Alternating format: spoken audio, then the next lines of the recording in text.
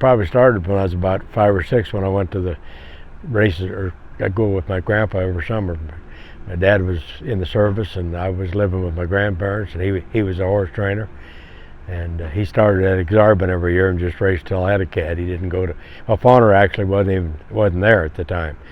I think it started in '55 before it started, but that's when it started. But when I started actually training was in '72. I got to buy my first horse in 1965, and you know about the gambling end of it. I cashed a little ticket and took home the ticket, or took home the cash, and told my wife, "Don't spend it." She said, "Why?" I said, "Got to cover that check I bought that horse with."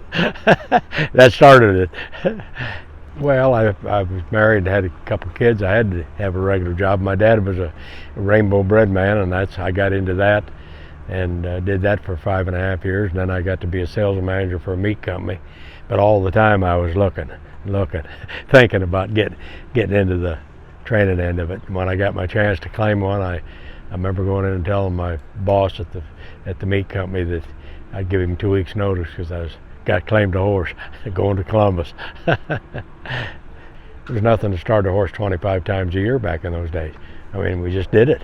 I mean, you look back at a lot of those old horses, they started 120, 130 times. If they lasted a while, 130, 140 starts was nothing. A lot of it has to do with the way horses are taken care of now compared to what they used to. I mean, it was nothing to sit under one for 20 minutes rubbing legs before you done them up. You know, now it's poleless and some brace to push paint on, and that's about it. We had turbulators, we had ice tubs. I mean, that stuff went on. We was around when it was still going, when it was going on.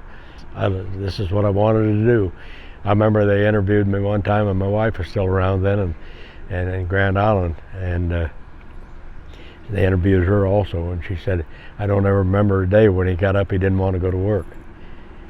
Now there's been a few since then that didn't really care if I won or not, but yeah, that's something I always wanted to do from the time I was little. I broke in, like I said, probably 4, 5, 6 years old, helping my grandpa in the wintertime with horses that got scared to death of them, but you had to prove to him you could do it, so you done it. You know, a good friend of mine passed away here last week, Keith, and he got to die at the track. I said, the only thing that's going to be better is mine. I'm going to win a race, die in the winner's circle. That's really what I'm hoping for. I mean, I'm 80 years old. It's going to happen someday.